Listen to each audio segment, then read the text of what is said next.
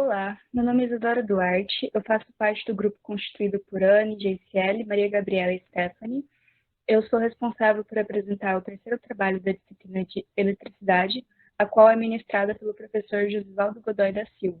O tema do terceiro trabalho de Eletricidade é o capítulo 8 do livro Análise de Circuitos em Corrente Contínua, escrito por Rômulo Silveira Albuquerque, e terá como tema as leis de Kirchhoff. Antes de falarmos sobre as leis de Kirchhoff, é necessário fazer algumas definições a respeito dos circuitos elétricos.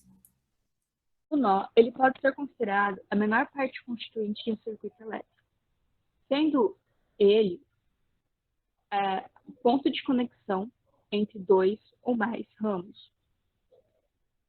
Dessa maneira, a gente pode citar como nó o ponto elétrico os pontos A, B e C. Cabe ressaltar também que, para a gente, é mais interessante considerar pontos elétricos onde há intersecção de três ou mais ramos. Dessa maneira, pontos como E, F, G, H e J acabam sendo desconsiderados porque eles não resultam em nenhuma equação para nós.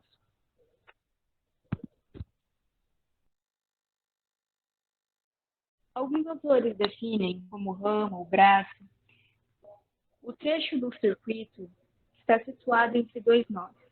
Contudo, isso não abrange a definição que o ramo ele pode ser qualquer elemento situado entre dois terminais. Ou seja, seria um trecho de circuito constituído de um ou mais dipolos ligados em série. Dessa forma, nesse circuito, a gente pode citar como exemplos o trecho AB, BC e ADC. Assim como o trecho B, F e C. Nós podemos definir como malha toda poligonal fechada, cujos lados são constituídos por ramos, ou também toda trajetória eletricamente fechada. Por exemplo, a malha AJIHGBA, ela vai ser uma malha quando nós percorrermos dentro do circuito elétrico um caminho onde partimos de A, porém não retornamos a A e seguimos ponto a ponto por esse circuito até que a gente retorne ao ponto de partida. Além dessa malha de exemplo, nesse circuito há outros exemplos também de malhas que podem existir nele. Por exemplo, a malha ABCDA e a malha que está em torno de todo o circuito, que seria AJIHGBFECDA. Assim, antes de começar a explicar de fato o que são as leis de Kirchhoff e como podemos usá-las, é possível questionar quando iremos utilizá-las. No nosso cotidiano, as leis de Kirchhoff serão empregadas em situações como as representadas, nas quais nós teremos, dentro de um circuito elétrico, a presença de uma ou mais malhas, correntes ou fontes de tensão. Há um saber visto em circuitos paralelos que determinam que, quando uma corrente total entra em um dado nó, ela é transmitida para cada resistor. E essas correntes estão aqui representadas como I1 e I2, e elas são consideradas ou chamadas cargas parciais. Isso acontece porque o nó ele tem uma propriedade de não armazenar nem propiciar o vazamento de cargas. E essa propriedade, ela acarreta que todas as cargas que chegam nesse nó será igual à carga que está saindo deles. E essa informação que temos aqui, ela é a constatação que vai propiciar o surgimento da primeira lei de Kirchhoff. Mas o que seria e o que estabeleceria a primeira lei de Kirchhoff? A primeira lei de Kirchhoff, ela afirma para a gente que a soma algébrica das correntes em um nó é sempre igual a zero. Ou seja, vamos imaginar que um determinado nó de um circuito elétrico vai receber 5 cargas, da mesma forma que está saindo 8 cargas. quando formos fazer a soma dessas cargas, a gente terá que o valor resultante dessa equaçãozinha será zero. Dessa forma, a gente precisa estabelecer, por convenção, que as cargas que chegam no nó são consideradas positivas, da mesma forma que as cargas que saem são consideradas negativas. Além disso, a primeira lei de Kirchhoff, ela estabelece também que a soma das correntes que chegam em um nó é sempre igual à soma das correntes que saem desse nó. E isso é consequência direta daquele saber que vimos anteriormente. Dessa forma, para entender a aplicação dessa primeira lei de Kirchhoff, eu trouxe dois exemplos. O primeiro exemplo que está aqui na tela, ele não é um exemplo que tem no nosso livro, ele é de um material que está anexado nas referências desse vídeo. E para esse exemplo, eu vou estar considerando o nó B e o nó F para estar realizando as operações. Para o nó B, a gente teria o I1 e o I2 como carga que entra no nó, assim como o I3 sai. Já para F, a gente teria I1 e I2 saindo do nó e I3 entrando nele. Sendo assim, cabe citar que a finalidade de usar esse exemplo é basicamente para aplicar e demonstrar as duas partes da lei das correntes, ou lei dos nós. Primeiramente, vamos calcular para o nó B, seguindo a convenção, I1 soma com I2, por ambos entrarem no nó B, e soma com a diferença da corrente 3 que está saindo do nó. E a soma algébrica dessas correntes será igual a zero, conforme a primeira parte da lei dos nós. Por conseguinte, é possível isolar o I3, demonstrando que a soma das correntes que entram no nó é igual à carga da corrente que sai do nó. De forma análoga, calcularemos para o nó F a soma algébrica das correntes e veremos que, como o I3 está entrando no nó F, dessa vez ele é considerado positivo e ele é acrescido do valor da diferença das cargas de I1 e I2, que são negativas e estão saindo do nó. A soma algébrica dessas correntes será igual a zero. Dessa forma, podemos usar também I3, de forma que o valor da corrente que entra no nó será igual ao valor da soma das correntes que estão saindo do nó. Logo, ao observar as equações obtidas, tanto no nó B quanto no nó F, podemos verificar que não houve acréscimo de informação nova a respeito do circuito. Dessa forma, a gente pode citar mais uma informação sobre a lei das correntes de Kirchhoff, que é basicamente quando o número de equações independentes do sistema será igual ao número de nós menos 1. Cabe, então, mostrar o segundo exemplo. O segundo exemplo, ele vai ter uma finalidade diferente do primeiro, uma vez que ele visa encontrar o valor da terceira corrente aplicando a primeira lei de Kirchhoff.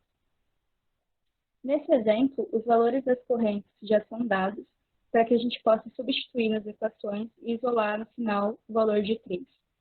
Dessa maneira, aplicando a primeira parte da lei das correntes no nó A, temos a soma algébrica das correntes que entram no nó, mais a diferença das correntes que saem do nó, sendo igual a zero.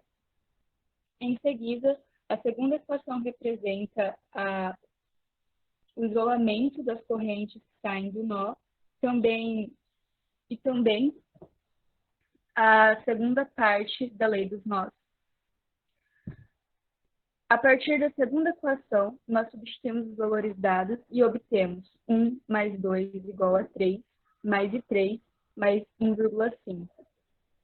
Dessa forma, obtemos 3 igual a 4,5 mais o 3.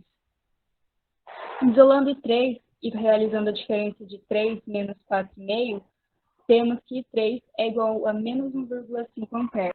Logo, cabe ressaltar que o sentido arbitrado aqui no exemplo para a corrente 3, na realidade, é o sentido contrário ao que a corrente real teria.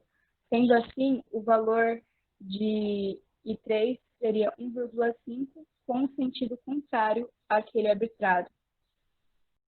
Antes de explicar a segunda lei de Kirchhoff, é necessário entender um processo que ocorre dentro do circuito elétrico. Na fonte FEM, uma forma de energia não elétrica é convertida em energia elétrica, cedendo então energia para as cargas, deixando as cargas com potencial de energia mais elevado. Por outro lado, nas quedas de tensão, as cargas se dirigem para um potencial mais baixo, havendo então o consumo da energia dessas cargas e as convertendo para uma forma de energia não elétrica. Sendo assim, quando a gente percorre uma malha fechada, percebe-se que toda a energia entregue às cargas num trecho do circuito é dissipada num outro.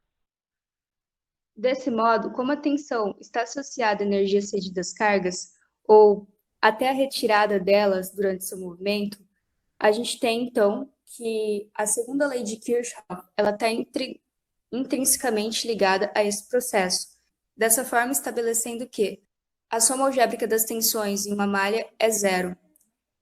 E, por convenção, a gente vai adotar as tensões anti-horárias como positivas e o sentido horário como negativo. Além disso, cabe também citar que a soma das tensões orientadas no sentido horário é igual à soma das tensões orientadas no sentido anti-horário. Sempre que a gente for trabalhar com circuitos elétricos e a segunda lei de Kirchhoff, é necessário a gente tomar alguns cuidados. Por exemplo, a placa maior da FEM, ela vai ser sempre positiva. Da mesma forma que, quando a gente tem um circuito assim como esse aqui, deste primeiro exemplo, ele não tem um sentido de corrente indicado. Então, cabe a nós arbitrarmos um sentido para ele. No caso, foi arbitrado o sentido horário.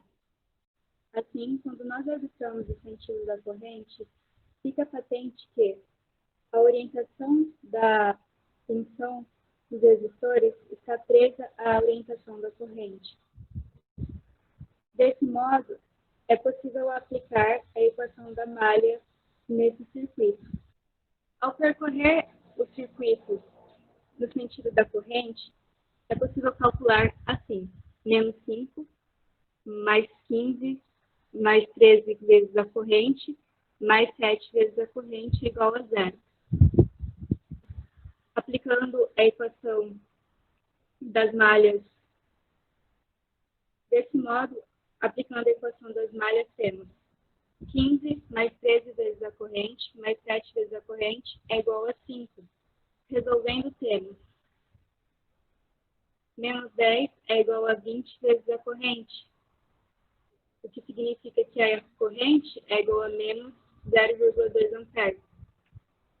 Sempre que o resultado da corrente der com sinal negativo, isso significa que o sentido arbitrário não era o sentido horário que for adotado, e sim o sentido anti-horário, como já era esperado. Desse modo, cabe então realizar dois exercícios propostos. O primeiro exercício proposto a ser escolhido para ser resolvido é o exercício 2. Ele pede para determinar qual deve ser o valor real da resistência para que a corrente seja igual a 0,2 amperes. Desse modo, aplica-se então a lei das malhas e também a lei de Ohm. Sendo assim, temos 70 menos 15 vezes a corrente, menos 100, menos 5 vezes a corrente, mais 40, menos a resistência vezes a corrente, sendo igual a zero. Assim, temos 20 vezes a corrente, mais R vezes a corrente, igual a 10.